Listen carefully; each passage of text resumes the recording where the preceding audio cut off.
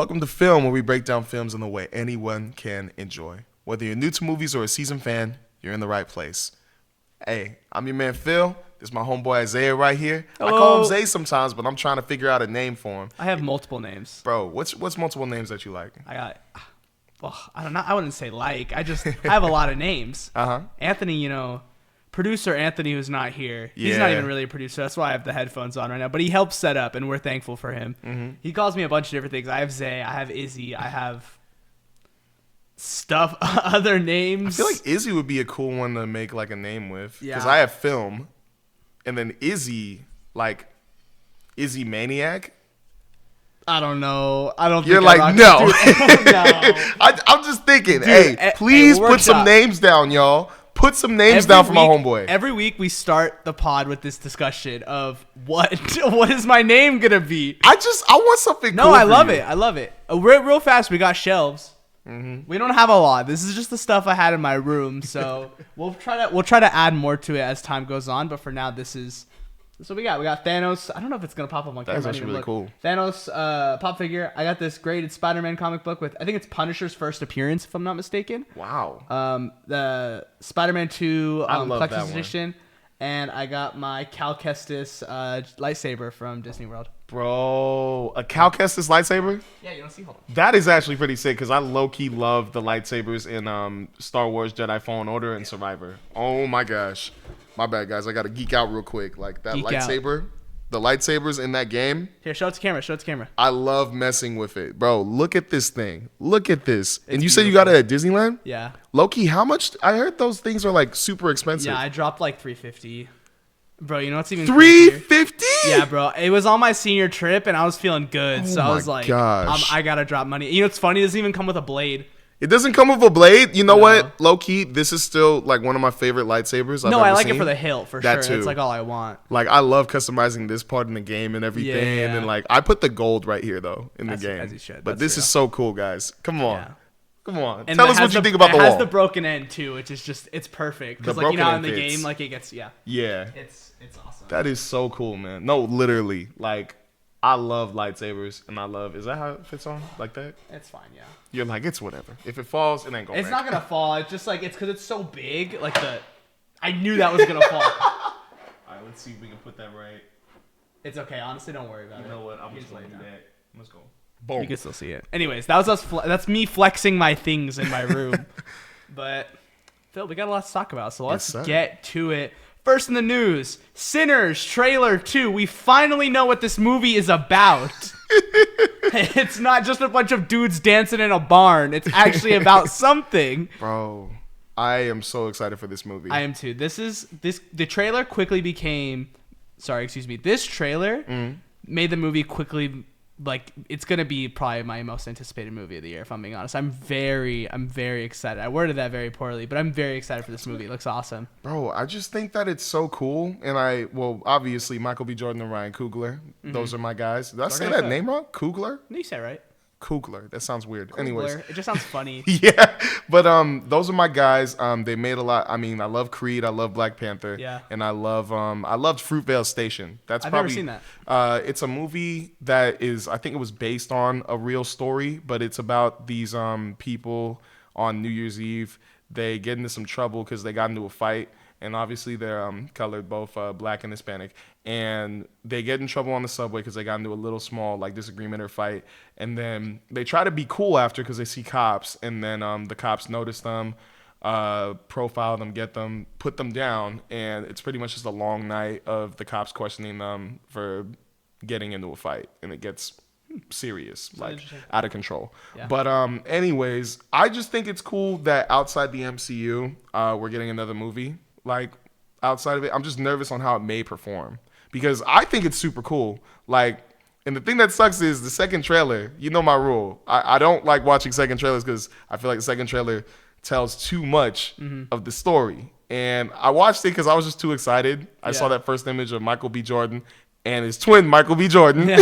And I was like, I got to watch this. So that second trailer was awesome. And for the record, when you say outside the MCU, we mean like Ryan Coogler, Michael B. Jordan working on MCU projects previously. Yeah, my we are bad. both completely aware that this is not connected to the MCU. We are not just people that watch the MCU. Well, I am a lot. I dabble. You still watch. Yeah, a I lot. definitely dabble. But yeah, dude, Sinner. I mean, gosh, even Haley Steinfeld looks good in that movie in multiple.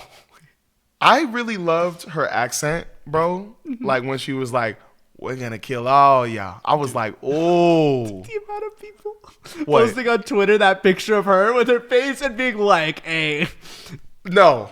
I wish that was me." There's no way, bro. That's down bad. I'm sorry. Oh, That's down bad Yeah, a little bit. I'm Wish down that bad, was I'm not gonna you. lie. No, You wish that was you. I didn't post it, but I saw it and I was like, I mean, I wish it was me too.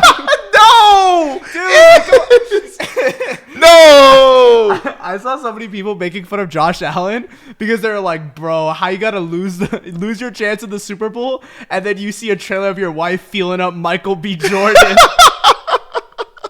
Low key, he got a reason to be a little bit like, Definitely a oh little- shoot, he's probably not gonna watch the movie. He's gonna watch the movie. He'll watch the movie, but she'll probably like edit out. No, he's gonna want to watch the movie. Anyways, but also No. one important thing is Ryan Coogler says it's not just gonna be vampires. There's something else. There's something more there. Any theories to what that's gonna be? Because real fast, sorry. There's definitely a lot of like there's the weird things, like weird anomalies happening. I think of one specifically. It's the fire just shooting up in the sky for no really real reason. I think there's gonna be either. I don't think paranormal. I hope they stay away from paranormal. I would like to stick to more like supernatural, like monster stuff, you know? Like werewolves. Yes. Maybe not Frankenstein, just werewolves. Stuff that you can actually change into maybe, or something that affects you. But like Teen Wolf maybe. Something like that. Because I mean that's what they're doing with the vampires. It seems like somewhat of an infection, right? Yeah. And then killing at the same time. That's what I'm saying. Because Michael B. Jordan's twin turns into one. So. Yeah. Spoiler alert if you haven't seen the trailer. But yeah, I love the effect they do with the vampires too, where their eyes are like it's all black and just a white dot in their eye. It looks sick. Guys, if you don't want to watch a trailer, at least just look up a picture of Haley Steinfeld in the vampire mode because it looks awesome. It was so cool, bro. I was just watching the second trailer. I'm like, please don't spoil like a lot. Please don't spoil like a lot. And I mean, spoiler alert, Haley Steinfeld is a vampire in the movie. I don't know if it's because she was there and then she got affected, which I'm kind of feeling like, because if you noticed in the second trailer, a lot of people got infected and became vampires who were inside there. And usually that doesn't happen. Usually it's like you're fighting them off and maybe one or two of your friends that you're with becomes that. But a lot of people that were with Michael B. Jordan and all that became vampires or something. But the one thing that I heard in the trailer, the second one that was pretty interesting, was the whole like what I put down was apparently someone singing either opened some type of portal or signaled the supernatural to the party, because he was talking about, there's a rumor about like, or a myth that there's like a way a person sings or something that it can not signal but wake something. Yeah, so like their dancing and their singing was like unintentionally like some sort of ritual. Yeah. That would make sense. I think that would make sense. Well, because then when the dude was singing and he raised his voice, looked up, all of a sudden that fiery part, it opened up the cabin that they were in, or the wooden house that they were dancing in. And I was like, whoa. And it kind of reminded me of Black Panther Wakanda Forever, that little fiery throne scene. And I was getting vibes of that. I was wondering if maybe he was inspired or gained inspiration from that to do that, because it was a pretty cool effect. I was like, wow. But I wonder if they can make this into a world. A franchise. I hope not. I would like it to be a one-off and just be successful and stuff, but I don't know. I like monster stuff. Yeah. And I wonder if it could grow into something. I would love for Ryan Coogler though to become sort of like a Christopher Nolan and just like, let me make this thing. Oh, it does great. Okay, let me make this other thing, you know? Yeah. Like Black Panther's his Dark Knight, you know, where he makes his trilogy and calls it. Yeah. Because he made Creed 1. Did he direct Creed 2? I think he only produced it. He produced Creed 2 and 3. Yeah, I know, because I know he didn't direct Creed 3. Yeah. But yeah, so like I would like for him to, after this movie, hoping it does good, and I think it will. I think he's a staple, and so is Michael B. Jordan. Yeah. And like there's a lot of buzz in like the Hollywood, Twitter, all that social media world. So I think people will show up for this. It's not going to blow up. It's not going to make like 600 million. It's not hitting there. But like I could see this being a strong like 200, 300 mil movie because it has a small budget. It's not crazy. I think it was like, correct me if I'm wrong. It's something under 100 mil for sure. It's gonna be like maybe 60, 70. Like, it's nothing major. But also, I am excited that posted by Culture Crave, Christopher Nolan gave advice on filming the movie with 65 millimeters. Yeah. So for it's like a different lens, right? Yeah. And then also, composer Ludwig Göransson was on set daily and earned an exec producer credit. So he has people involved that have the status of working on these big films that have made a lot of money. I mean, for example, these two worked on Oppenheimer, but I not think that big. Yeah. But I mean, Oppenheimer's pretty big. It was pretty big. It made $1 billion. So did Mario. That was big. Yeah, no, I'm I was like, wait, I was playing, but what I'm trying to say is he has the right influences around him, and this could get him going because I mean he's only directed like or on the record on IMDb, according to IMDb, Fruitvale Station, Black Panther, Wakanda Forever, and then what's the Creed 1? Creed 1. Yeah. Yeah, I thought he did another one, but yeah, that's 4 movies, so he could go on a little run. I like this like filmography he's building for himself. Like, he's building I used that word correctly, right? Oh yeah. Yeah, he's building a strong portfolio of movies, and that's why I like him being like a Christopher Nolan type dude, where it's like, okay, I'm gonna do Sinners. Oh, now I have another weird idea. Let me go do that, Or I want to make this a biopic on this other guy, know? Like, let me just give him space to move around. Also, like a Jordan Peele, I feel like is a great example. Where Jordan Peele doesn't make sequels. Like, he just he's making things that he finds interesting. If he has something to say, he's gonna find a creative way to say it. Exactly. And I think I would love that for Ryan Coogler. You know what? Just more original ideas that keep blowing up, the better. So everyone, go watch this movie, regardless if it's good or Please. bad. Let's just support new creative ideas. Please. Yeah. All Next right. up. Oh, you want to say it? Well, talking about you wanting this into a world, let's talk about a different world. Okay. Oh, I like that transition. Arguably one of the coolest worlds in recent media. Not recent because it's old, but recent in film media. Dune Messiah. Yes, sir. Finally. Not Christopher Nolan. Dennis Villanueva says that he's currently in the writing zone right now, and it's also going to be his last Dune movie. This is going to end the Paul Atreides arc. It takes place 12 years after Part 2. I'm really hoping they don't make any more after this. I think they are. Probably. I think they are. Probably. They're going to make Children of Dune. They're going to do all the other books. But then there's a certain point where the books aren't good anymore. So then it's like, are you going to keep doing that? I kind of hope they stop. But well, I have a question because I don't know if you have or haven't, but have you seen the new show Dune Prophecy? No, I heard it sucked. I haven't seen it, but if it did suck, then wouldn't that be enough like motivation to not continue it? Like for them to stop doing it after Part 3? Like after Part 3 comes out, boom. No, because if Part 3 makes a buttload of money, it's like there's more insensitive for these execs to be like, oh yeah, look, this sucked, but maybe we just had the wrong people attached to it, Yeah. Which could have been the case. But I just don't like. I'm happy that Dennis Villanueva is leaving. Yeah. Because I don't want him to be trapped in that box. Warner Bros. Gosh, man, I could care less, do whatever you want, I guess. But as long as Dennis Villanueva is able to be creative, like a Christopher Nolan, like a Ryan Coogler, where he went from like Blade Runner and Arrival and Prisoners, and he's doing things that he's passionate about and he finds and that are creative. And I want that for him. So I was always scared with the amount of Dune books there are that he was going to do Dune Messiah and then just keep making Dune stuff. And it's like, that sucks. That sucks for him. And that sucks as a creative. You never want to be trapped in a box that. Definitely. So I'm excited for Dune Part 3 because I know it's crazy. But I'm worried for this universe because they aren't too successful at telling things outside of it, out of Paul Atreides. So who knows? Nah, I'm excited for it, especially since the film well, I'm just shook that it takes, because I never read the books, just saying, never read the books. I'm just watching these as movies, but I'm shook that it takes place 12 years after Part 2. I'm like, so how much is everybody going to change?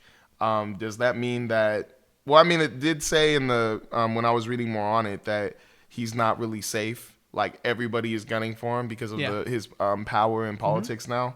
And that just makes me happy because it's like, whoa. How dangerous is this going to get? Yeah. Like, how, like, intense is this going to be? And I low-key want Dennis and Hans to like stick it to the Academy since they didn't get any nominations, bro. Oscars is a joke. I'm sorry. I'm so pissed off. I'm actually pissed off that he didn't get a nomination. Yeah. I didn't like. Not director. He didn't get nominated for Best Director, right? Yeah, he didn't get nominated for Best Director. Crazy. And then Hans Zimmer didn't get nominated for Best Soundtrack. Didn't the dude for Emilia Perez get nominated for Best Director? Yeah, but I can't really. I want to be careful with what I say because I haven't seen the movie. No, yeah, totally. I'm with that. Of Emilia Perez, so I can't go in. I see that it has a lot of hate though. So obviously now I'm like, okay, so I'm guessing because of all this hate that it's receiving, like from a lot of people, that this movie may suck. Yeah. But I'm still gonna watch it to see like how bad it is. I don't know if I will. Or if it is I bad. was definitely curious. We talked about talking about it on the pod. Yeah. But I just, because we both haven't seen it yet, and I was like, I don't want to watch it anytime soon. Like, I really don't care right now. But from what I understand, this is me speaking completely from reading things. Yeah. Just real fast. I'm not going to make any takes on whether I think the movie sucks or it's stupid, whatever. I've always hated the Oscars. It's very obviously politically driven. Like, they don't really, I feel like they rarely ever care about quality. They more care about the message you're conveying. Yeah. Which could be good to certain extents, but it's like, you're limiting a lot of these very creative and talented directors because you're more focused on something that isn't pushing that creativeness, you know? That is true. Emilia Perez is trying to tell a really important story. Yeah. But the director didn't take the time to learn about a culture, learn about really that like gender swapping and what that does to your body and how that affects your mental and all that. And it like he just wanted to tell a story. It felt, I saw someone say, I forgot what the people are called. I love them though. They're awesome. I forgot what their names are. I'll find them for next time because I'll probably talk about them a lot. But they literally said that this movie literally feels like an industry plan movie. Oh. Where it's like, look, let's hit all the Oscar things, but let's not focus on like actually making this an enjoyable movie. Oh. And that, from what I've seen, it sounds like that's universal. It has a 2.6 rating on Letterboxd. Like, come on. It's like Don't Look Up. Do you remember Don't Look Up? I actually kind of like Don't Look Up. Yeah, I know people, that one was a little more mixed. It was like in the 3s. But like even still, like it's like, come on, like it's getting all this praise and all this stuff. When like a group of people can collectively agree on if they like this or not, then I don't think it should be put on this crazy pedestal at the Oscars because it's a political movie. I mean, yeah, I don't know. Like I said, I have to watch it. For sure, I've been I've had my anger moments with the Oscars. Like I've seen a couple of, because my family is big on movies, and in my time of being about fully just the MCU action movies, this and that, I would learn about like big film movies, like film buff movies from them. So we would watch a couple and I would try to understand through their eyes. I try to understand through their perspectives and try to see why this movie is good and have them explain it to me. Sometimes I'd be like, wow, this movie sucks. And they'll be like, oh, I mean, it does this, does that. So I grew to like try to understand it on my own self. But a lot of times it's been misses for me when I've seen a lot of these Oscar movies. Last year, I wasn't too mad. Oppenheimer won, and I think it was pretty good. I heard the Oscars. People said last year was the best Oscars. Oh, like yeah, 100%. because it was straightforward. It was like everything that everybody thought was going to win mainly won. And sometimes that's okay. Like, it's good to have snubs, but it's okay to be like, yeah, everyone loves this thing. It should win. Yeah. Yeah. But I don't know. Like, with this year and hearing that, I was just shook because I thought that it got a lot of nominations, but apparently it had the most nominations ever. I think it was either one under Titanic or just under Titanic. Okay, maybe that's what it was. Or just at Titanic. I was just shook that movie got a lot after hearing what I'm hearing from a lot of people. Because I'm going to be for real. I haven't heard one good review about Emilia Perez. So it kind of shook me. I've seen a couple. I've seen like 2. But it's always like people saying it's not that bad. It's never, no, this movie is really good. You don't get it. It's not that bad. It's a little overhated, which I could see probably. There's definitely a lot of outrage. But I think you have to remember, like, also it's a movie not targeted at, but trying to be with certain communities, like especially like it takes place in Mexico, so it's very much like the Mexican, Latina like community. Also the transgender community, trying to make a movie appeals to them, and both groups are like, nah, you don't got it. Like, you don't know what you're talking about. Oh, wow. So it's like, and I'm not speaking for all of them. Again, okay. I'm neither of those things. This is just kind of what I'm seeing, you know? Like, I'm seeing outrage on both sides of the spectrum and people outside of those communities being like, yeah, I don't get this. But honestly, that's why, like, I know hearing that can make you not want to watch the movie, but honestly, in that way, it's kind of making me want to watch it to see Out of what they curiosity, messed yeah. up on. Yeah, for sure. Yeah. A fun idea. This is behind the scenes talk now, but I'm gonna keep it in. It'd be fun if this year during Oscars week we watch the best Oscar, like all the Oscar noms, like for the best movie of the year, and then we rank them on the pod.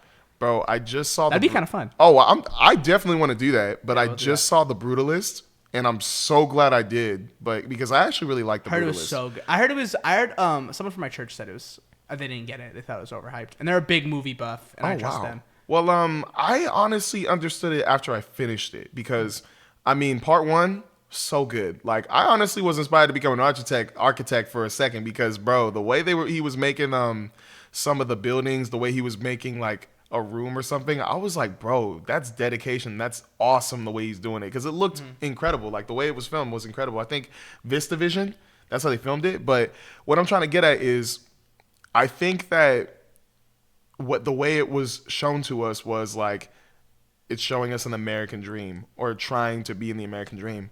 And towards the end, well, I don't want to spoil it, but it's just basically about the American dream.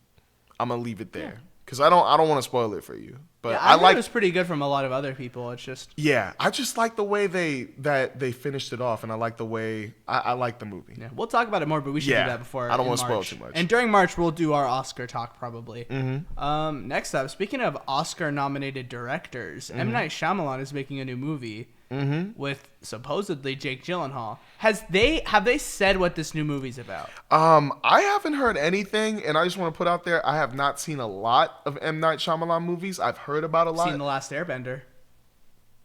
Yeah, I didn't want to bring that up. I didn't. I saw it pop up when I was looking at his IMDb filmography, and I was like, oh gosh, bro, you did this. I wanted to watch Trap. That was him, right? Yeah, I was trying. I watched Knock at the Cabin. Wasn't a huge fan. Wasn't too good. Without spoiling it too much, it just kind of felt. I don't know. Can I spoil Knock at the Cabin? Does anyone care anymore? I don't think anyone. No one liked them. Or some people liked that movie. Most people didn't care for it. Yeah. So the entire plot of the movie is there's two dudes and their daughter. They go and stay at a cabin. Sorry. Sorry. Go. They stay at a cabin, and during it, if I remember correctly, these like 4 or 5 people show up to the house and are like, "Hey, the world is gonna end. Okay. And the only way you can stop the world from ending is if you kill someone you love." Oh. Like one of you 2 or the girl. You kill one of you 3. Okay? So who's gonna be the sacrifice? Okay, that's what the movie's about.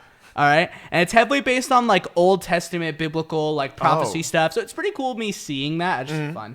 But the ending just felt very what's the word when you're like really anticipating the ending and then it just yes, I think lackluster is a good word because the twist is they were telling the truth, and it's like but it frustrates me the whole movie because it's like they're showing them news things and they're like, look, this is happening right now, planes are falling out of the sky, and they're like, wait, that's not real, and then it's like, this big thing is happening. And they're like, that's not real. But also these dudes are killing themselves because they have to. So after each day that they don't commit to the ritual, they're like, all right, now I have to die. And then it's 4. And then it's like, okay, well, yeah, if these people are doing this and they're showing you these things, it's like, there's gotta be. So I wish the poll was more on who's gonna be the sacrifice and less is what's going on real. That would have been a little better in my opinion. Because they commit to that in the last like 20 minutes, but even still, it's like, I don't know. It felt like you were building up on this thing so hard, and you just built up on the wrong thing. Because now when it comes time for you to decide who's gonna be the sacrifice, it's like, oh wait, but like, it's very obviously real. Just like do it. I wasn't too connected with the characters. I wasn't like. The movie was just very mediocre, I think. Yeah. I don't know if I'm doing it justice explaining it, but yeah, I just thought it was very mid. Wasn't anything crazy. I was expecting a big twist, and the twist ended up being exactly what I thought it was. And it was that everything they were saying was true. And yeah, I thought it was a pretty dumb movie. Yeah, but... you're not really selling me on this movie. yeah, no, that's not my job. Like, just hearing it, I'm like, bro, like, that does sound like it would have been better if it's like, oh, you put these 5 random people here, and then now they got to decide who's the sacrifice. Yeah, don't build out the twist. Just establish that this is what's happening. Yeah. Now, who's going to do it, you know? Mm-hmm. That would have been more interesting as opposed to building out this. Especially because M. Night Shyamalan's known for his twists. Yeah. So I'm waiting for this twist, and it's like, well, the twist is that they were telling the truth. And it's like, whoa, you got me. Humans don't listen? Yeah. It was What? a dumb movie. But Jake Gyllenhaal, I love. He's a great actor. M. Night Shyamalan, I'm always like, he always has cool ideas. I think he's a very weird, not weird guy. Maybe he's a weird guy. I don't know. I don't know him. But like, he's a weird brain. He's like Jordan Peele. Like he's just, he seems a little like he's got something up there. He has got something to say. So I like his ideas. So I'm invested, but who knows if it's going to be good. Yeah, and just to put that out there, I do not dislike M. Night Shyamalan. I just have not, like, it's just a... You just never got I around to it. It haven't happens. gotten around to it, but I will watch these movies. I will watch Trap because I really wanted to actually check out Trap. I thought that was I heard interesting. mixed things on that one too, but that one Oh, just for seemed real? like such a funny concept. I was like, okay, I'll watch it.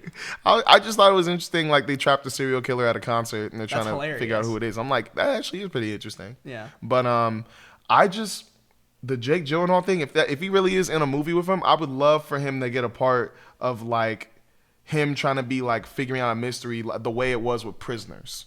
Like, try to get him to be that intense, that suspenseful, where we keep guessing just like him. Yeah. And then I'm not saying make it like Prisoners. I don't want to see that ever again. Like, Prisoners wasn't a bad movie. That was the most stressful like 2 hours and I love that 15 movie minutes so of my much. life. The movie's fantastic. It was. I was just like, bro, I'm so stressed out. Like, are they alive or not? But it was a really good movie. But I would love to get like a trippy mystery out of this movie if this is really going on. If Jake Gyllenhaal's really in this movie, I would love that. But yeah, that's what I think about it. Speaking of Jake Gyllenhaal, DC news. I couldn't think of a transition. Well, maybe he could play a future person in Jake DCU? Gyllenhaal has been cast as Batman in the DC. No, I'm lying. I don't know. Actually, that'd be pretty cool. He was rumored to be. There was a rumor. Yeah, to he be was in talks. Like in talks for Batman. All right, so speaking of Jake Gyllenhaal, he was in talks to play Batman in the DC. So now we're gonna talk about DC news, and it has nothing to do with Batman. We're talking about Superman. Oh my gosh, that was the cleanest transition I've ever came up with. I'm gonna give him a clap for that. Give him a clap. Clap in the comments real quick. Superman got a new teaser. Doesn't show much. Yeah. See a lot of Snyder fans, James Gunn haters hating on the flying scene. It doesn't look that bad. It's just POV. Like, why does no one talk about how, like, if we're going to crap on this, does anyone not remember how funny the scene is in the Batman when he's flying? And it's like the shot on him and he's like, you know what I'm talking about? I think people are just trying to hate. But the teaser looked good. I'm pretty excited. Did it show? It showed a couple news shots. It showed Lex Luthor coming off a plane in, I believe, the same area as Superman in the icy little. Oh, I don't know where the heck Superman's from. Metropolis. Like the Krypton? where the Fortress of Solitude is. Oh, I don't know. Somewhere in the Arctic snow. I don't know. Somewhere in the snow. It's somewhere in the snow, but I liked the shot of him flying.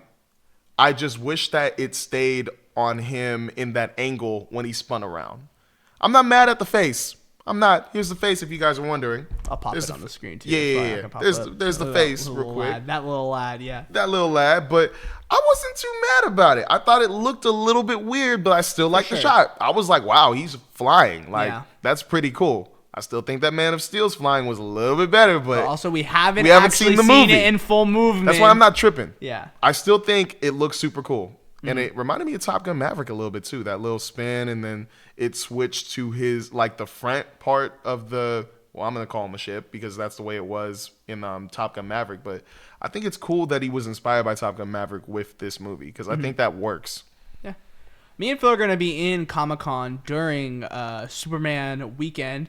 So if the review comes out late, or maybe we'll do a pod in our Airbnb, which could be kind of fun. That would actually be really cool. That'd be pretty fun. We'll figure that out. That's something we'll talk about in the next few months. But I'm pretty excited about Superman. My hype level's probably like out of 9. I was doing this like you guys are going to understand what I'm saying. I'm very excited for Superman. James Gunn hasn't given me a reason to be skeptical, so I'm not going to be skeptical. I'm just going to be excited. I'm not saying this is going to be the single greatest superhero movie of all time. You could argue it's probably the most important it's one of the most important superhero movies of all time, but I'm just excited to see what that man has to offer because he's a capable dude. He's a strong, capable man. If anything, I'm more hyped for Peacemaker season 2. Where's the trailer is all I'm saying. That is true. Honestly, I'm going to say, like, I am excited. I just wish that James Gunn would stop talking to people online. Just why? Put your He's money. funny. No. Just if everybody is like trying to contradict you, how about you just stack up these comments and then prove it on the big screen? Just be like, boom. I like it. No, because it helps stop spreading misinformation. Remember when people were spreading who I think got casted as Batman, and he was like, "That is not true." Like that's important because like, when big major news sources are reporting on who like characters are in your universe, I think he should be like, nah. Because then it stops hype. It cuts everyone off from feeling excited about that thing. Okay, but then what if out of the blue, like somebody screws him over and then he has to do something like that? Like what if he has to like adhere to that rumor? You'll never have to adhere to a rumor. You never know. Like the Hollywood business, sometimes stuff just happens. Yeah, that's true. But that's why, especially at Warner Brothers, him controlling the message, I think, is important, so that he never has to mess up like any. He doesn't have to like mess up his universe. He doesn't have to appeal to the fans. He's doing what he wants because he thinks people will like it, not because like people are like, where's Batman versus Superman 2? It's not gonna, But that's what I mean. Just like I would love for it just to be like, yo, like I've already answered this. Like I've already told you guys what's up. Just go into the movie theaters and see what's up. I get that. Stand on business. I don't know. I feel like he doesn't really need to talk to him like that because like it's just gonna be a lot of stupid rumors over and over again.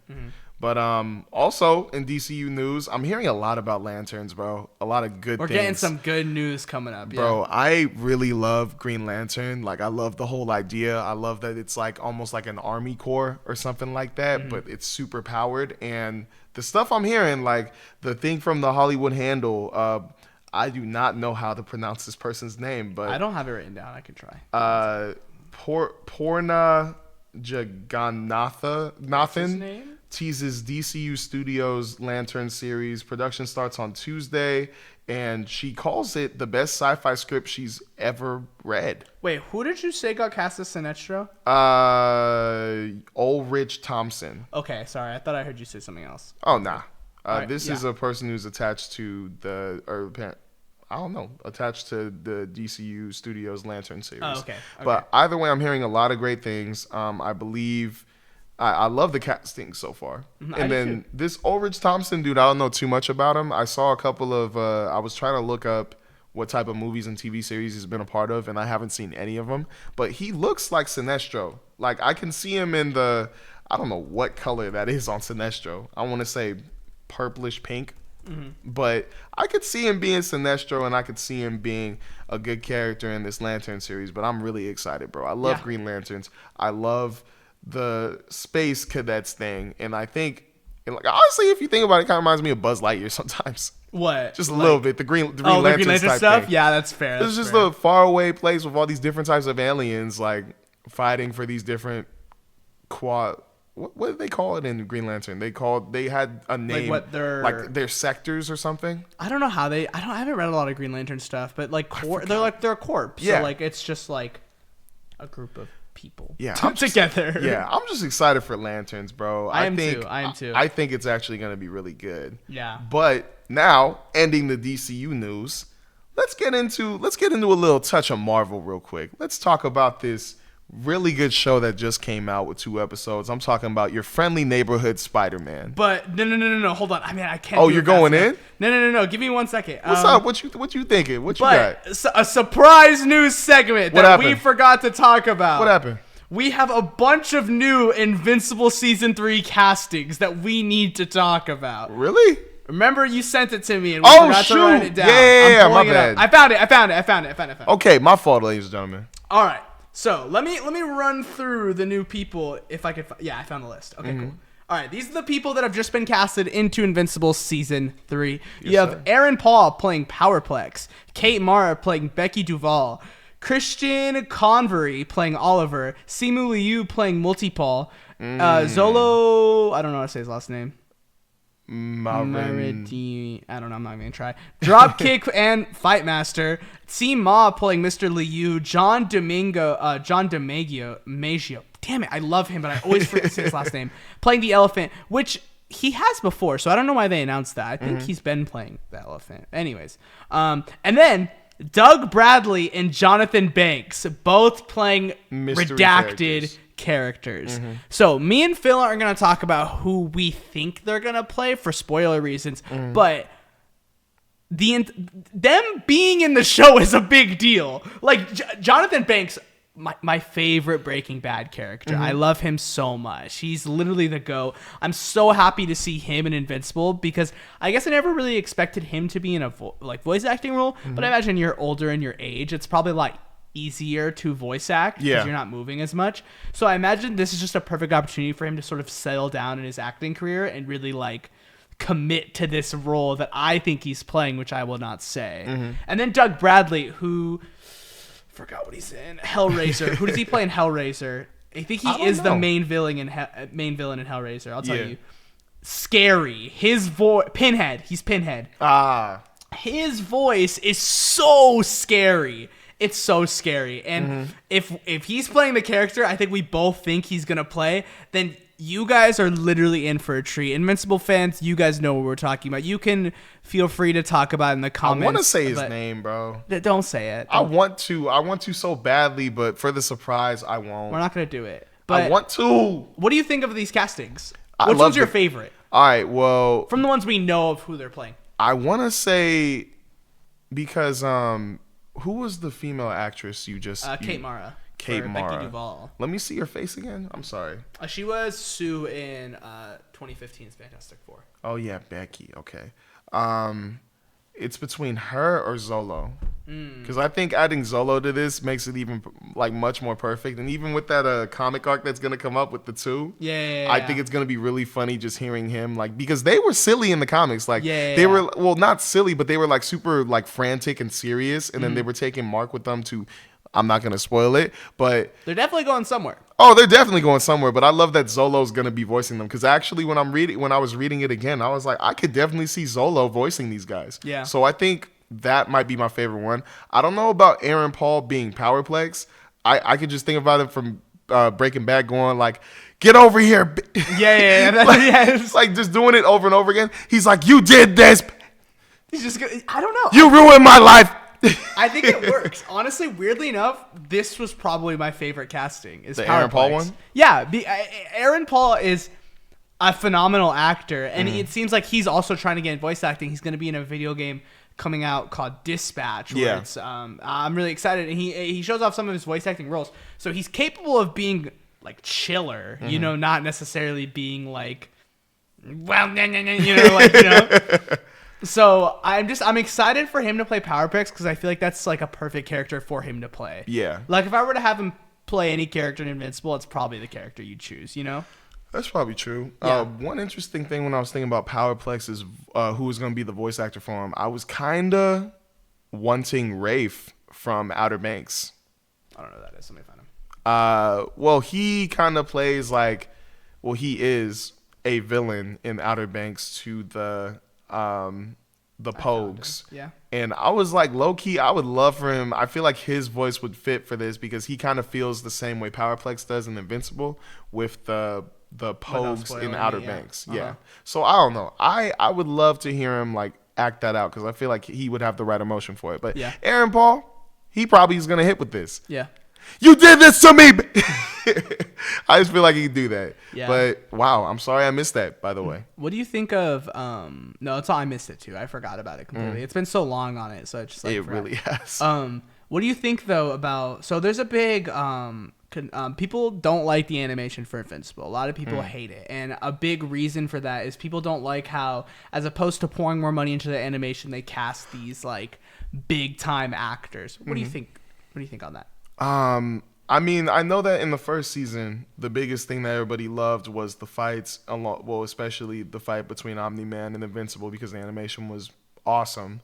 And then Invincible 2, they hated it I was honestly fine with it. I feel like as long as you're telling the story and as long as the fights still look good, like I'm chilling with it. I haven't been mad about it. I am more interested in them following the story because that's what I'm really into. Yeah, it's really funny being on both sides, I think, of Twitter, of like being on like animation Twitter and then like Invincible Twitter, where it's like Invincible fans are just happy that something they love is getting so much love. Exactly. And that they're doing it good. Yeah. Like they're doing it right. And there's all these like, I don't want to say snobs because I understand where they're coming from. Yeah. But like these people just absolutely say like hating and saying, bring back the porn animators. Like when I heard that, I was like, oh gosh. Look, guys, I do think it's less of a you hating the like the style of it and more so you just. Or I think it's less of you guys hating the animation and more so hating the art style. Yeah. Which is completely fair. You cannot like the art style. I love the art style. Yeah. It's very close to the comics. I don't think as good, but again, it's two different things. You're animating as opposed to just drawing individual pictures. Yeah. So I just think like I love the art style so much. It's comfortable for me. It reminds me of just superhero comic book TV. Exactly. And like Ultimate Spider-Man is a really good example of something like that I grew up watching. So Invincible just gives me a lot of nostalgia watching. Yeah. And I just don't see it. I don't see the hate. Like I think it's a little over exaggerated. There's a conversation to be had about where they're pouring the budget because Amazon's $1 billion company, and they could very easily be paying paying for more animators so that they can get these things to look a little nicer. Yeah, and be rushed out a little quicker. Yeah, but at the end of the day, like they're doing it well. Every fight scene that they've done at least has been really good. Bro, that fight between Mark and Invincible and I forgot her name, Anissa, yeah. for the first time. It's awesome. That it's was so incredible. good. It's so well done. And you'll see people like mess with it and like be like, here, look at it slowed down though. And like there's a shot in the teaser where Invincible punches a certain monster and people are like, look at how goofy it looks slowed down because it's just like his like a sprite like going up. And it's like, I don't know. I think that's just kind of funny. Like it's like that's gonna be one of those shots that's gonna be so fast. Exactly. Where it's like, oh, obviously it doesn't look that good when you slow it down. Bro. So I don't know. I think it's like you, bro. I think people are just over exaggerating. And I mean, if you want, maybe just read the comic book and see where it goes if you don't like the art style. Because the comic book and the show are honestly almost perfectly identical. Yeah. So I don't know what to tell you, man. Like, I can't promise you that the animation is gonna get better. All I can say is the story is gonna get better. Mm-hmm. Well, a lot of people like turning it and being like, "Well, look how good Legend of Vox Machina is." I haven't watched it. I've always wanted to watch it, but it's like, look, guys. I'm on episode 4. How it's pretty good. Stupid are we? Oh, look how good this is, and compared to this thing, Like, come on. It's just such a loser conversation, in my opinion. When two shows that have nothing to do with each other, we're just like, oh yeah, look how much better this looks compared to this other thing. Two completely different teams working on that thing. Two with completely different visions for what they want that thing to look and feel like. So let's not hate on these animators. And they're like, well, we're not hating on them. We're hating on the corporation who's not pouring money into them. But like, every time I've seen any person that worked on Invincible tweet something on Twitter, they are so proud of the work that they've done. So let's not be out here crapping on them because like, oh, it could look so much better. Dude, anything can look so much better. Let's just sit back, watch, enjoy. And if it looks bad, yeah, come on. Like, what are we doing? But like, it looks fine. It looks good. I wish it looked great. I wish it was on the quality of like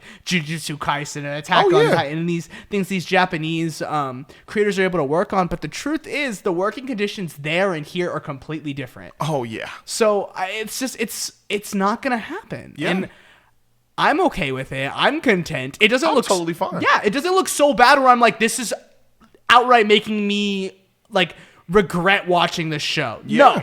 It looks great. It looks fine, and I love the show because I love Invincible so much. And they're doing a good job adapting the comic book. Better than I think most... Bro, they're on point. Yeah, they're doing it better than most other like adaptations have done.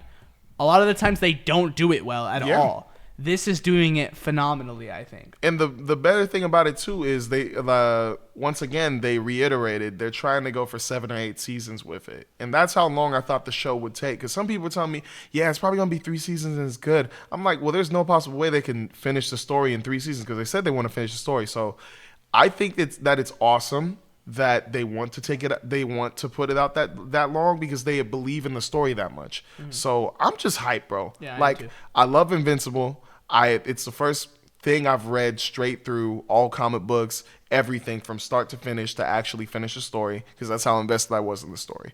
And all I can tell you guys is it's gonna get better. I can't promise you the animation. I can just promise you the story is going to finish amazingly. Yeah. All right. Boom. Now, let's move in. Here, you want to intro it? I stole your thunder. No. It's okay, but yeah, now is the time to talk about your friendly neighborhood Spider-Man going into our MCU news segment. All right. Phil, you want to start? Okay, so for the record here, I think the way we're going to do this, we haven't talked about this, so I guess we'll talk about it now. Yeah. We're only going to talk about the first 2 episodes, obviously, right now, because that's what came out. Yeah, that's all we got. Do you want to talk about it weekly, or do you want to just wait till it's all done and then we'll give our review? I would love to talk about it weekly. Okay, I'm cool. I would love to. Yeah. So right. we're going to talk about episode 1 and 2 of season 1 of Your Friendly Neighborhood Spider-Man. All right. You want to start? All right. So did you take notes? Sorry. Yes, I took notes. I didn't take any notes. So I was going to say, I'm raw dogging this segment right now. But I mean, I think you're good at that though. I think you're good at like just being straight up. Yeah, and just going on your thoughts, full through. But I always am a visual type person, so my thoughts are always in my head. So this helps me, like writing notes down just helps. I can look back at it, and then right when the visual comes in my head, I mix that with it. Yeah, I was just curious. Yeah. But yeah, that's the best way I can do it. But I want to keep it simple. This might be my favorite episode 1 of all time, in my opinion. I really loved it. Of all time. I was so invested and I had so many worries, and the beginning for a sec I was nervous, but the more I got into it I was like, holy crap, why do I love this? And there was so many different things going on. There was so many things that flowed well with me, like super perfectly, and I just really loved it, bro. Like I was shook. I appreciate this show so much for what they did. Wow. Yeah. I know it might be for some of y'all are like, oh, you're over exaggerating, bro. Like you haven't seen a lot of different episode 1s. I'm like, bro, this one, I just love what they showed me, and I loved how they finished it, and they played Outer Banks theme song in the background. So yeah, but I just really loved it. 10 out of 10 episode for me. So my thoughts, I'm a little more mixed, which I feel like is usually how I am. Yeah, I think I have gripes and I have things that I really like. Yeah. First thing, I love the dude voicing Spider-Man. Oh, What's yeah. his name? Hudson Thompson? Is that correct? He's doing a really good job voicing him. I'm going to make sure I got his name. Is that his name? No, hold on. I'm going to find it real fast. Give me 1 second. No problem. I I think it is Hudson Thompson. I had a picture of it. Forgot his name. This is so awkward. No, it isn't, bro. Hold on. Cast. I don't know why I just didn't like. There, Hudson Thames. Okay. I really like him as Spider-Man. So far, he gives me the vibe. He has the voice. He has everything. I love the art style. Yeah. The art style really good. I love how comic accurate it is. I love how much it just really looks like the old style comics. I forgot who the artist was for those, but it's very inspired by his art style. I've seen the images. It's very good. I really like it. I like the writing. I like some of the casting choices with some of the villains and how they're building those out. Yeah. I like how characters are getting their own individual arcs with what's his name? Lonnie, yeah. I don't know a lot about him. There's a lot of the characters in this show I don't know a lot about. Yeah. It's like Nico, Lonnie, Pearl. I don't know a lot about them. I know they exist in Spider-Man. We haven't even really seen anything more about Harry. No, yeah. So I like that they're already establishing arcs for these characters because it feels very spectacular Spider-Man, where it's not just about Spider-Man, it's about the world of Spider-Man, you know? I really like that. The animation, I don't know. I'm mixed on it. It looks good when he's doing Spider-Man things. Oh, yeah. But moment-to-moment conversation stuff, it's wonky. Yeah. The mouthing looks really off. The man, going on a rant about how I like how Invincible looks, and I think it looks great to this. It's just because I'm gonna complain about things that people are like, well, Invincible is the same thing. But Well, I it's feel like definitely different with that. it's definitely more so here, where I feel like a lot of the environments look pretty empty. Yeah. It feels like you took this art style and you were like, oh, this is a great idea for an art style, and we're like, okay, that means we can just like use it as an excuse to be cheap with some of the other things, you know, like background characters not moving at all, but in other scenes they're moving a little bit. So it's like, I understand when people were saying, oh, the backgrounds characters are moving because it's supposed to reflect the comic book, but then how come in other scenes there's characters moving? That doesn't make any sense to me.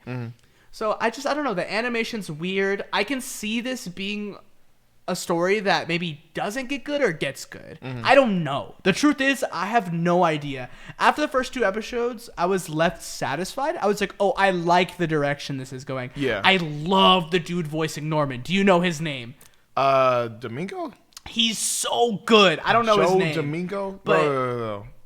Coleman Domingo. Coleman Domingo. He's so good. He I really love is, that they're man. introducing the lizard early. And I like the fresh take of just being a black woman. It's just one of those things where a lot of people... I want to comment on that because there was a lot of hate for the color switching. I forgot what you call it. Here like we go. Race swapping? Race swapping, like Yeah. roles. Guys, we have seen so many interpretations of Spider-Man. So many. So if it really bugs you that this lizard is a African American lady, oh my gosh, like, just shut up. I'm sorry, just shut up. And like, there's certain extents where I'm like, okay, I guess I kind of see it here. I guess no, she's great. Like, she's very charming. I'm immediately in. I'm like, oh, they're gonna build this into a villain story that I'm very excited to see. Yep. And I'm just saying, like, Black Norman is way cooler than a white Norman could ever be. Tell me I'm wrong.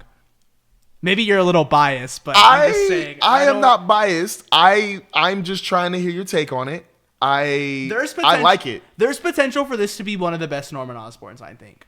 Low key, yeah. Because truthfully, I don't think we get a lot of good Norman Osborns. I wouldn't even say the Raimi Spider-Man is a good Norman Osborn. It's Willem Dafoe. It's a fantastic Green Goblin. Yeah. But it's not a great Norman. I don't think there's a lot of layers to him as a person. I think it's more on the Green Goblin side. So what are you looking for in this Norman Osborn? I want to see something I love that I think the Insomniac Spider-Man movies do, or the games, is making Norman actually be like a father who cares about his kid.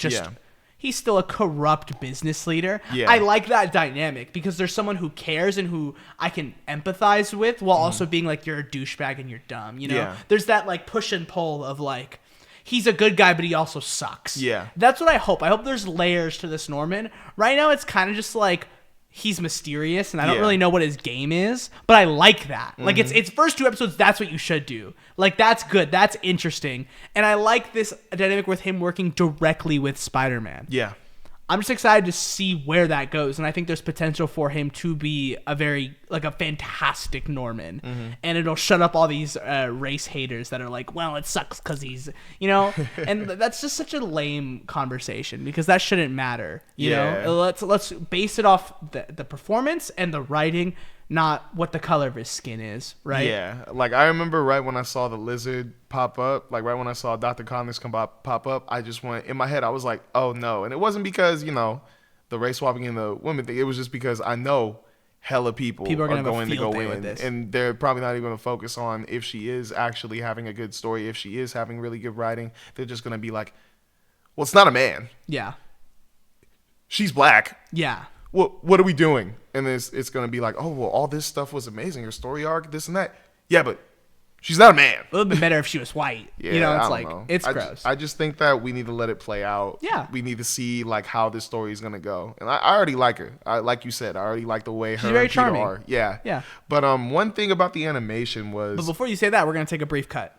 All right. Sorry we had a little bit of a technical difficulty real quick, but now we back. Yes, and sir. let me get into it. So what I wanted to talk about was the animation part. I think the reason why this is sticking to me so hard is because I really loved the 2003 animated Spider-Man show that came out. 3D one? Yeah, so I actually really liked it. I liked the vibe of it, and I really liked that it was a little bit more like in the between the teen and adult part of it. So mixing that with what I've seen in the '90s Spider-Man, what I've seen with Spectacular Spider-Man, I feel like this is almost giving me a good blend of what I wanted in a animated Spider-Man show. If they were to do a live action TV series Spider-Man, I would love to see this type too, but so far it's giving me a nostalgia factor. That's probably why I really do like it. And maybe some of you guys who are like, "Oh, nostalgia, like this is like," I think for this, it's okay.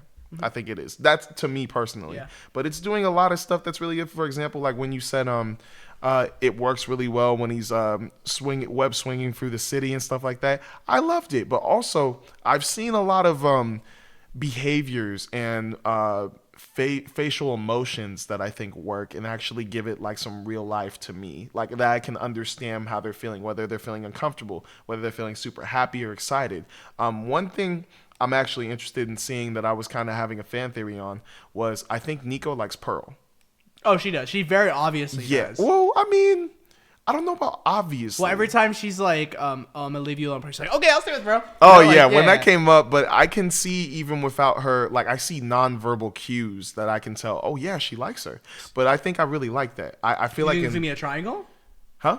You think it's gonna be a triangle? Or you think there's gonna be conflict? I don't know. Maybe not a triangle, because I don't think Pearl's bi. Well, I mean, we don't know that. We don't know yet, but like yeah. I feel like that'd be a really interesting take to have it, where it's like she's not, and Nico being into her and Peter being into her. Yeah. It's like they butt heads. When things get a little more serious, and Peter's actually like once Lonnie's out of the picture, it's like there's actually something to push for there. Like it'd be interesting to see that like dynamic sort of shift. One thing I was thinking low key was I think Peter would outgrow his crush on Pearl, and then maybe another love interest comes Gwen. in. Whether I would love to see Gwen. Please, if it's comic accurate, go with Gwen. Oh my gosh, I was watching the whole time, and I'm like, just get over Pearl. Pearl sucks. Yeah. Just bring Gwen in. How about that? I'm like, bro, low key, she looks at you like a little brother, and She I'm like, does. It's weird. I'm like, I wouldn't be interested. Like the whole PD. PD. Low key. The Peter, like you said when you like that voice actor for Peter Parker, the funny cues he has in different times to say stuff, he hits it so perfectly. But when I heard the PD Parky thing, I was like, oh, that's such a Peter Parker thing to say, and it works so well. But that's secondhand embarrassment. But what I'm trying to get at is, I would love to see him move on, and then he discovers that Nico likes her, and he's trying to help her with the knowledge he knows of Pearl. But then it somehow maybe either does work or doesn't work, and then I don't know, just a little conflict with that. I feel like it'd be interesting. It's fun watching this show because I don't know what characters turn into villains or what characters become heroes or what characters kind of just stay who they are.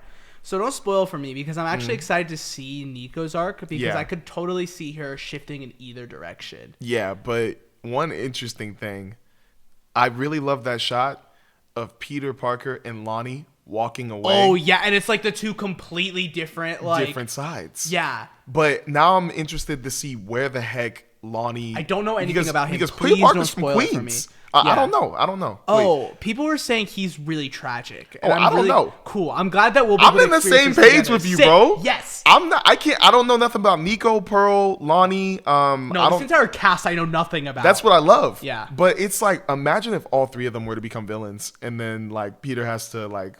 So cool, bro. But like when Lonnie was walking down, and he's just, you see, I know they're gonna get into like racial profiling and even just being like black, and I appreciate Spider-Man cartoons tackling things like that too. Yeah, it's mature and I like it. It's just But it was like that whole sequence of him walking home, and then like he's on a subway, he smiles at a little girl, and the mom drags her away.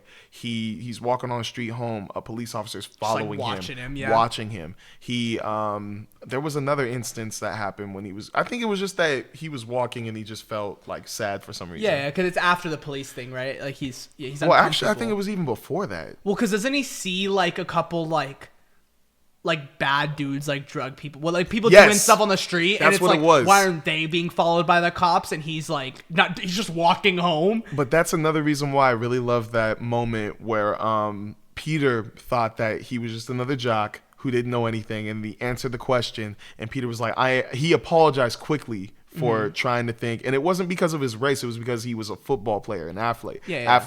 So then when Lonnie was explaining to him that he wants another pathway out, I was like, oh my gosh. And then seeing that scene when he's walking home and he gets home, you understand why he wants another path out, because he lives in a not very good area and he wants another way to get out besides football.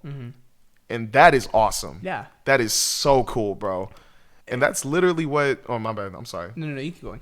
But yeah, I just love that we're getting like real with these characters. And I didn't think it was going to get that way. When I heard, well, it's TVY7, so a cuss word in it, when they said like damn or like crap or ass or something, I was like, oh, okay, so we can get a little real with this. Yeah. But like seeing this stuff too, I'm like, I think it is. It was TV14 for some reason. If it's TV14, then it might get a little bit more. Yeah. Because I do think a lot of this stuff, like... It's getting real. Oh, it is TVY7. Wow. Yeah, that's why I'm like, it's getting real for a TVY7 like rated show, and I like that. Yeah. I think I'm excited to see Lonnie's arc. I think he's probably the character I'm most excited to see. Yeah. The direction he goes, because from what like him going home also, and the vibe being different as opposed to him walking on the street, it's like, oh, mom, let me help you with this. Oh, let me get ready for this, and like, let me help my brother with homework. It's like he's a good dude. Yeah. So I'm excited to see his character get pushed and pushed and pushed until he can't take it anymore, and then he's just like full villain. That's what I'm saying, bro. I don't know if he'll be a villain or if he's gonna be like a. That's my guess right now. It's my prediction. Yeah, but I'm already loving this show more than the stinking 2017 show that came out. Yeah. I did not like that I was too young. I watched a little bit of it and was like, oh, Spider-Man, I like it. But I don't remember it too much. It wasn't good. One thing, I think one of my favorite scenes, I think it's in the second episode, is when Spider-Man saves the dude. Oh, the girl, I think it's a girl. She like robs the pizza place. And he like comes back, he's like, hey, sir, I think she just like robbed your place and I just want to bring him here. It kind of just seems like she's down on her luck, so could you like maybe give her a job? That was so perfect. So Spider-Man coded. That's the most Spider-Man thing ever. I think that was in the first episode. I don't remember what episode it was in. But well, yeah, that made sense because the second episode was the firefight.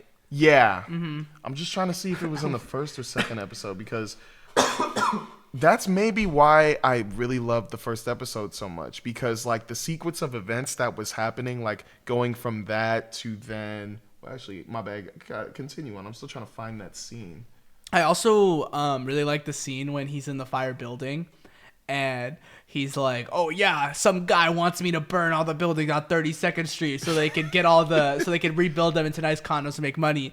And then Peter's like, this is 31st Street. And he's like, I burned the wrong building. And oh my gosh. Good.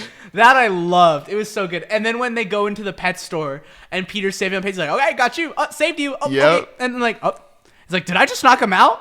I love that. Like it's. Oh yeah, that was so funny, bro. But oh my gosh, man! Like I love his silliness. Like it's really reminding me of like the comic books a little bit, and just like I said, like it's making a lot of MCU references, because we didn't talk about the beginning with Doctor Strange. What did you think about that? Because I think it was Kraven in the symbiote.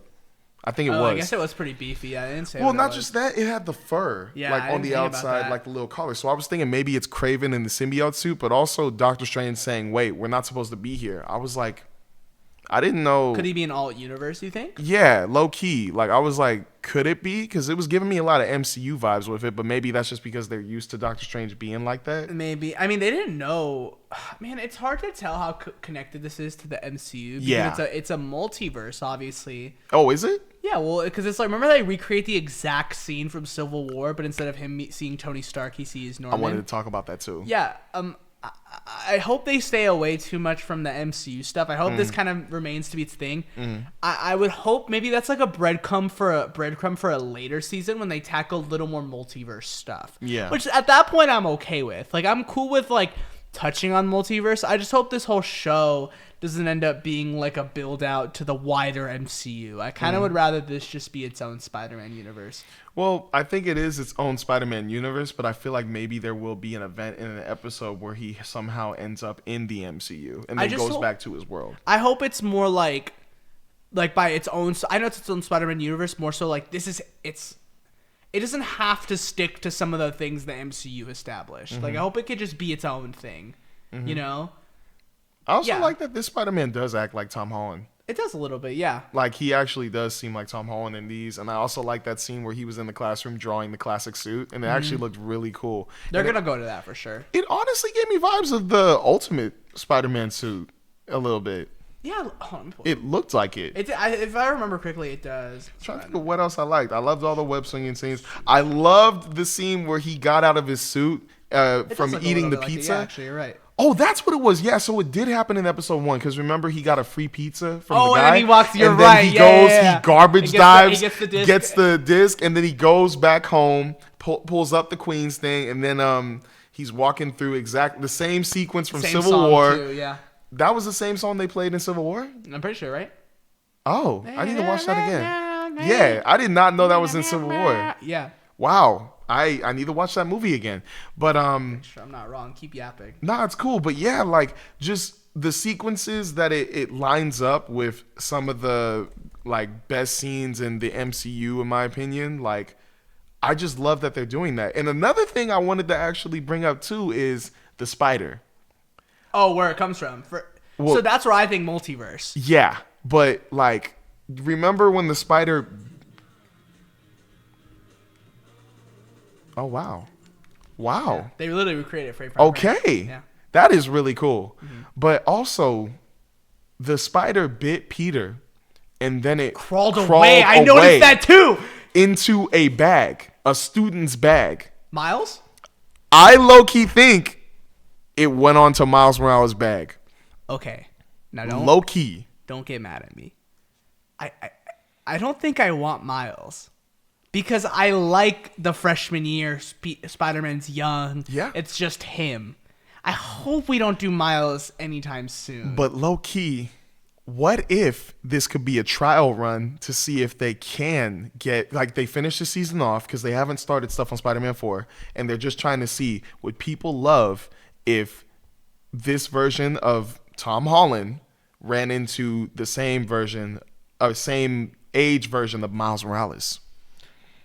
We don't know who it is, though. It could be, what's her name? At the end of Marvel Spider-Man 2, the one who's going to be playing Silk. Cindy Moon. Could it be Cindy Moon? Could it be, trying to think of anybody else. Could it be like maybe they have a Gwen, Spider-Gwen? I don't know. We don't know who it is, but all we know is that there was some Converse shoes and some jeans, and it went into a backpack, and there could be another spider person. I could see Silk. Yeah. Silk might make sense because in the comics, if I'm not mistaken, they do get bit by the same spider. Yeah. So, I mean... that would be cool. I would love that. I could see them doing that. That actually makes a lot of sense. I'm trying to think. Nico isn't Asian American, right? I don't want to look it up for I don't want to get spoiled reasons. Yeah, okay, no problem. I would... Let us know what Nico's ethnicity is, because I have no idea. Because what if also the spider could go on her?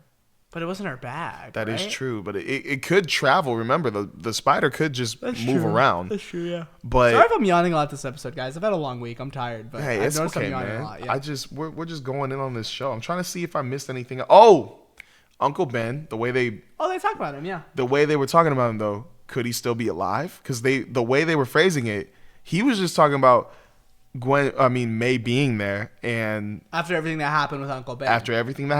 Ben, he's dead. I don't know though. The way they were phrasing it seemed like he may not be dead. He's dead.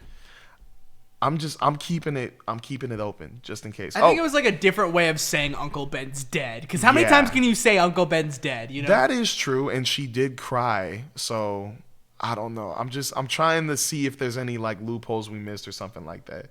Episode 2. What did you like about episode 2? I don't know. Episode 2 didn't do a lot for me in terms of like the wider scope of the show. Mm-hmm. It's kind of just more Spider-Man goodness. I like the fight with him and the fire dude. I like that they're already getting in the push and pull of him, Peter work life, Peter Spider-Man life, and Peter social life. With him wanting to go to the party, but him also wanting to be at work while him also wanting to be Spider-Man. I like that. That's always my favorite thing they do with Spider-Man is him trying to balance a school life and a Spider-Man life. Mm-hmm. I like that they're touching on that. I like the setup at the end when Norman's like, psh, come on, dude. You really didn't think we had freaking security cameras in the stairs? I was like, oh, shoot. But also I like the fact that there was somebody from Wakanda Yeah, part that of was the that was a internship. cool world thing for sure. I was like, so yeah. that shows us how big the world is. Like, they're Yeah. not just touching on Queens And and all Captain that. America being with Norman in the picture. Yeah. That too. But also, I just thought it was funny when Brody said, "Keep the news on." Why? I like watching fire Yeah. burn. I was like, Whoa, too soon. why would you say that? And then low key, like, think about the LA fires. I was like, Yeah, whoa. oh boy. Dude, one thing I saw was people remember when he leaves to go deal with the spider thing and he's like, deuces, Parker out. And someone posted a picture of that image and tweeted it. It was like, this is what happens to Peter in a world without Flash. Which is like, he would say the stupid things and not Like, get we bullied. need bullying. Dude, we need bullying. Yeah, I mean, He like the Nickelodeon thing. Stop bullying. Speak up. Nah, but bro, I love that homegirl said like, what did she say again? I thought it was funny. Talking about when she's talking about how she's from Wakanda. Are you talking about No, the I'm going to hide the matches. Oh yeah. I love that part, but I don't know. I think this is gonna be good, bro. I had my worries, but I think this is actually gonna finish like as a really good MCU show. Like maybe even top 3. I honestly, I really hope so. I hope. I want it to be good, but we'll see. Mm-hmm. Speaking of MCU stuff, speaking of Spider-Man stuff, we really went in. I forgot about that. yeah, we forgot. So, this is Spider-Man 4 Yeah. is filming, I think, in the fall, if I'm not mistaken, and they're Yeah. talking about a new love interest. We've talked about it previously. I think we it's did. very obviously going to be Black Cat. Mm-hmm. It makes sense timeline-wise for this Peter. It's when you start bringing in the symbiote a little more. Mm-hmm. You get him ready for Secret Wars. It's going to be crazy seeing Tom Holland's Spider-Man in a symbiote suit fighting Doctor Doom with like the Doom bots and stuff like that. Oh, gosh. It's going to be sick. But, yeah, new love interest. I don't know. We've talked about it before. I don't know if you want to add anything new. Like, I don't know. I just feel like I don't know about Black Cat. I know Black Cat's gonna be in it, but if Black Cat's gonna be in a Spider-Man movie and she's gonna be like a love interest, I'd rather have a love triangle. Not with MJ though, with another person. So maybe like because if I'm not mistaken in the comic books, Peter Parker low key like a player. Low key be talking to Ellen. That's what I'm saying. So I want to see a love triangle. I want to see either Gwen Stacy and Black Cat or either what's her name? Brant. oh, Betty? Betty Brant and Black Cat, like something like that. I just want to see some where he's really got to decide between the two. Look, something. I do think you're going to get that with Zendaya. Yeah. And Black Cat for sure. But I mean, she's coming back. But I mean, the way they were writing it now, MJ may just have a little snippet. Yeah, but I think it's going to be less of a love triangle and more of him having a hard time moving on from MJ. So it's like it'll be him as Spider-Man, doing the flirting thing with Black Cat, but then it's going to cut to him as Peter Parker and him just like watching her outside the donut shop or wherever she is, like I think you're going to see a lot of stuff like that. So it's like a love. I was trying to think of a funny, clever Like a way love to say hexagon or something. That's too many people. It's more like just a bad triangle. It's not going to be a love triangle because it's going to be him still missing An obtuse MJ. triangle. An obtuse triangle. Obtuse triangle. It's going to be him like looking at her from afar, her not really knowing who he is. Yeah. And Black Cat like coming into his life and him feeling like that's a chance for him to maybe restart. You know what? Actually, it'd be pretty nice to have the MJ and Black Cat love triangle thing, and then he tries to or he somehow there is a pathway to have a relationship with MJ, but she doesn't know his past or know him at all. She's getting to know him again, and then somehow in the future, whether it's Spider-Man 5 or 6, she regains her memories, and that'd be a really nice scene if out of the blue she's just like, I remember you. Oh my, Peter, and then boom. You end Tom Holland's arc on the 6th movie. Like, you end him and you do that. He's married, has kids with MJ, and they're happy.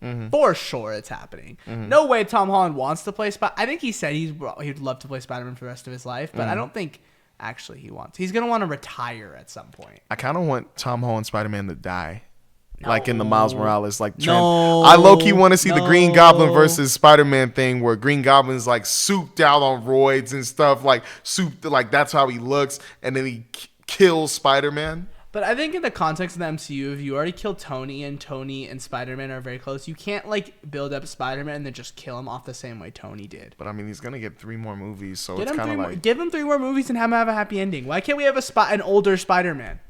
because I need him to suffer. No, I'm playing. I really want to see like.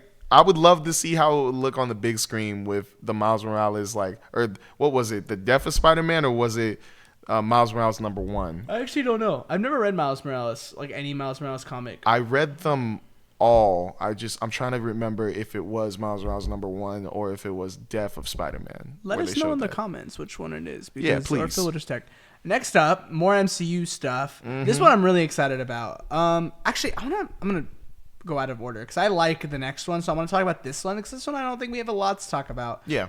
Fantastic Four trailer comes out on Tuesday. I don't think we have a lot to talk about here. Just we're both very excited for this movie, and this is my most hype like MCU movie so far. Thunderbolts, man, I'm so hyped for Thunderbolts. I think it'll be good, but I really want to see Fantastic Four, bro.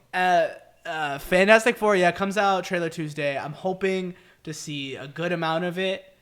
I'm hoping to like get a taste of the action, a taste of the dynamics, a taste of the villain. I want to sort of like get a taste of it all because of how long I feel like we've been hearing about this movie and how much they're hyping it up to be like the next big MCU thing. You know?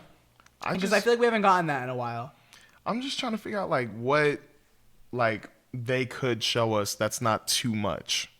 I think you just, again, what I said, like you show them a taste of the family dynamic of the Fantastic Four. You give us a little bit of the action.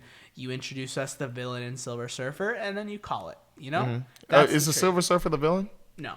But Silver Surfer is Galactus adjacent, because Silver Surfer obviously tells people, yo, Galactus is coming! You're gonna die! Like, that's like, its job. I was gonna say him, but it's a woman, so I said it, but I mean her job in the context of the MCU. No, I get you. It as a gender-neutral term. Don't take me out of... I'm not trying to get canceled! It's cool, bro! We get it! Sorry. I got you, I promise. Yeah. But, I mean, technically that'd be an antagonist, I guess. Yeah, I guess, yeah. So probably just the antagonist, but... one thing I would love about the trailer is if it's like it's showing us the world of where they are in the 60s and it gets all like goofy, fun, and next thing you know it goes from all smiley and futuristic, scientific to this big like hand or this big face coming out of nowhere, and then you're like, oh shoot, and then just end the trailer there. Yeah. I would love that. I think you're getting a full trailer. I think it's going to be an official trailer. Ah, damn. All right. Well, please don't spoil too much. Next up, you want to talk X-Men or Anthony Mackie? Let's go into Anthony Mackie. All right, Anthony Mackie. Phil, I want you to lead this one because I don't even have the thing pulled up. Okay, so I believe this was 3 or 4 days ago, but Anthony Mackie was in an interview about promoting the movie Captain America: Brave New World, and he gave a quote saying, according to Discussing Film, Captain America represents a lot of different things, and I don't think the term America should be one of those representations. It's about a man who keeps his word, who has honor, dignity, and integrity. All right? And before we go on to the Chris Evans quote, a person by the name of Dukas10000, I'm just going out because I don't know if it's like 10,000 or if he literally wants to say it like that way. Anyways, this person on Twitter says, Captain America 2 and 3 were about Captain America directly going against the U.S. government because they made poor choices based on incomplete information. He's not a propaganda spewing mouthpiece and is in fact the direct opposite. So yeah, Anthony Mackie is right. And the reason why he said this is because a lot of people online are going in on Anthony Mackie being Captain America now, bringing up the whole racist crap again. And they're saying that he's basically trying to say, oh, so Captain America shouldn't be or isn't an American hero or something like that, or isn't like, they're just trying to say like he doesn't understand the character. And I'm like, I think it's the opposite because what he said is Captain America. Like, and if you're mad at him about this, Chris Evans, when the first Captain America movie was coming out, said this word for word, and this is from Forbes, the website. Well, to me, I'm not trying to get too lost in the American side of it. This isn't a flag-waving movie. It is red, white, and blue, but it just so happens that the character was created in America during wartime, when there was a common enemy, even though it is Captain America. I've said before in interviews, it feels more like he should just be called Captain Good. You know, he was created at a time when there was this undeniable evil, and this guy was kind of created to fight that evil. I think that everyone could agree that Nazis were bad, and he, Cap, just so happens to wear the red, white, and blue. To me, that sounds identical. Yeah. And the fact that there was no hate, I didn't even know about this comment until today, or technically 3 days ago, but today. The fact that people are going in on Anthony Mackie saying, like, you don't understand Captain America, you shouldn't be Captain America if you don't like the America and Captain. It's kind of, well, it's not just kind of, it's low-key giving me racist vibes, bro. 100%. It's giving me 1,000% racist vibes. It's just ridiculous. It's embarrassing at this point because the fact that nobody said anything about Chris Evans saying this and they're saying this to Anthony Mackie, it's just, it pisses me off. It really does. And just because of that, too, I hope that Captain America does, or Ford does so well, bro. I hope it does. We've talked about it. I don't think I'm so like skeptical on this. We'll have a review in the next couple of weeks when it actually comes out. Mm-hmm. I'm gonna watch it opening weekend. I know you will too. Oh yeah, but what do you think about this whole thing, man? It's a really interesting thing because I agree wholeheartedly with everything you and Anthony Mackie and Chris Evans saying. Obviously, yeah, Captain America is so much more than America. Yeah, you know, and what's so funny is the entire first Captain America movie is about America just using him as like this World War II symbol. Yeah, this propaganda. Yeah. And him trying to be above that and him be a hero. Mm-hmm. Not just for America, because World War II isn't just about America. It's about the world. You know? And sure, his name's Captain America. And sure, he fights for America. Yeah. But at the end of the day, everything Anthony Mackie's saying about him being about honor, truth, and being good... I think hits the nail perfectly on the head. That's why I was so shook, because one of the funniest things, and maybe it was because I was just reading it and I wasn't thinking about anybody else's opinion on it. I was just like, wow, that really is Captain America. Honor, dignity, and integrity, because that's what he was. I have been, and I know we talked about it after we did the rankings, we were going to rewatch the movies and all that, but a group of friends out of the blue said they wanted to rewatch all the MCU movies, and we've been doing that. We started with Captain Marvel, then we watched Captain America, the First Avenger, and it's been going well. But when I was watching Captain America, the First Avenger, I was like, why did I dislike this movie, like, even though I did like it, but why did I dislike it compared to Captain America 2 and 3? It's because with First Avenger... you can tell Brody finally got everything he wanted. He's in the army and he's helping his country, but he's doing it in the way he didn't want to do it. And then honestly, when I was thinking about that, I was like, shoot, that's almost the same way it is in Winter Soldier. Now he's part of a legit team that's doing stuff covertly and he's doing everything he wanted. But once again, stuff happens. Like it's not the way he wanted it to be. Same thing in Civil War. He's with the Avengers. He's doing everything he wanted. But once again, some things aren't the way he wanted it to be.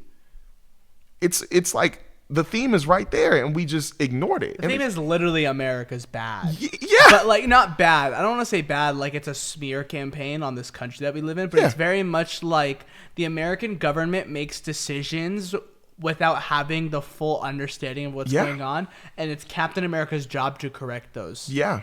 That's what he does in all the movies. It's like a mess that he's trying to clean up, though. Exactly. But it's just like, how is that different to what Anthony Mackie is saying? Literally nothing. It's just like, you know what the difference is? The color of his skin. That's literally what the only difference in the situation is. It just makes me sick, bro, because it's like... it's gross. It's like we're seeing the... I don't know, bro. It really upsets me, and I just don't understand. We've talked a lot about racism on this podcast. We really have. I'd literally title this like "Racism is bad," and that's what the podcast is gonna be. Racism is bad. Let us know what you think down in the comments below. Somebody out of the blue. I think it's good. I think we need it. I think we need racism. Like, oh God. On. Please don't quote him on that. I'm gonna get clipped out one day. It's like, look, he hates it. You're gonna be a meme. Actually, that wouldn't be good. That'd be good for us. I'm not gonna lie. I mean, I didn't say anything wrong. I was just joking. So yeah, but then we get a whole bunch of racists just following, expecting us to say racist stuff. No. We won't. I'm playing. We're not doing that. We don't. Never. We have zero tolerance for racism. Really? Zero tolerance. Like zero. Anyway, speaking of racism. The Russo brothers are developing the X-Men in the MCU. Okay, you know what? That worked. Yeah, that does work. I killed it. Come on. That actually does work. That does work. Because, I mean, if you don't know anything about the X-Men. Yeah, it's very much about racism. It's about racism, and I want to say there's another word for it. Being targeted because you're different. I think being targeted because you're different. Yeah. You know? Like, oh, you suck because you're different than the way I am. Because you're a mutant. Yeah. What did I say? Mutie? Yeah, I hated hearing that word, bro. You're a mutie. I'm like, oh my gosh, bro. That sounds stupid. Like, I'm cringing when you say that. Russo brothers working on X-Men stuff. So this maybe confirms that the next saga for the MCU is going to be the mutant saga, which we've been talking about for a while. That's probably the most excited I will be, more excited than I will be for a multiversal saga, because mutants are cool. Oh, yeah. And you build an X-Men war. Avengers versus X-Men big movie is going to be it. It's going to be so cool, because hopefully we'll build out an X-Men team. We'll build out a proper Avengers team. We'll finally go back to how the MCU should have always been, and it's building up a set group of people and then having a couple projects on the side every once in a while, you know? I'm excited, and I think who better to do it than the Russo brothers, who similarly to James Gunn have not given me a reason to think they'd mess up. Oh, yeah. Let's wait till Doomsday and Secret Wars. And the unfortunate thing with them doing Doomsday and Secret Wars is they're in a very unfortunate spot where the MCU's a mess right now. Oh, yeah. And anything they do isn't going to be as good as the payoff of Infinity War Endgame. And that's just the truth. It's not. And honestly, I don't think anyone should sit here and expect Doomsday or Secret Wars to be better than that, because realistically the build up for it hasn't been anywhere near as good as the build up for Infinity War. But if the Russo brothers can deliver a good, strong Avengers movie, Doomsday and Secret Wars, then I have no reason to not feel confident that they can. I have no reason to not think that they can't build out the next saga of the MCU successfully. And I think they can. Like, they're two capable dudes, you know, especially with Kevin Feige. I think, like, Kevin Feige, not a perfect man by any means, but I think with someone there to give him a level head of, like, this is how to do it properly and not get too big while also telling a pretty big story, because the X-Men, there's a lot of mutants out there. Oh, yeah. But taking a more focused story as opposed to what the MCU doing, where the multiverse kind of got too spread out, giving something more focused, I think, is the direction the MCU needs to go if it wants to continue to make money. Because it's not making money anymore. Yeah. Also, I was hearing rumors that they might go young with this X-Men, and honestly, that might be the way to go, because then you're going to have a whole bunch of fans, if you go old, going like, where the heck were these guys? I have two theories. Yeah. One theory that I can think of. I was thinking about this in the car.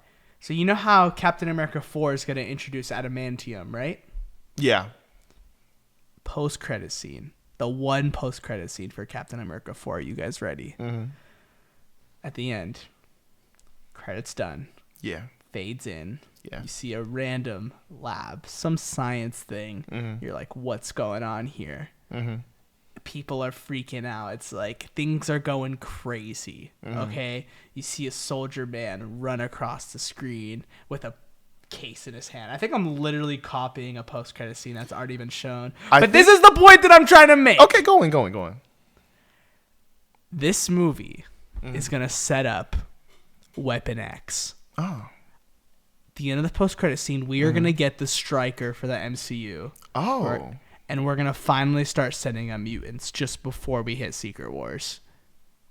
But also, what if you could just have Stryker not show the lab and just show like he's working on something with the adamantium?